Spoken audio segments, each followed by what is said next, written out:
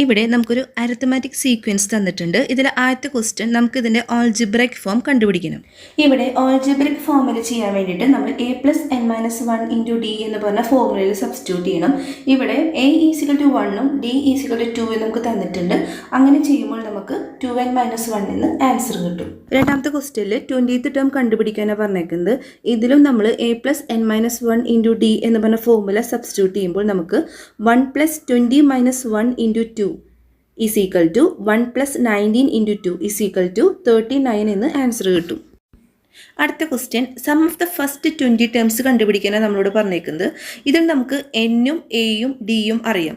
അതുകൊണ്ട് തന്നെ n/2 into 2a + n-1 into D എന്ന് പറഞ്ഞ ഫോർമുലയിൽ നമ്മൾ എന്നും എയും ഡിയും സബ്സ്റ്റിറ്റ്യൂട്ട് ചെയ്യാണ്. 20/2 into 2 into 1 + 20 - 1 into 2 the answer is 400.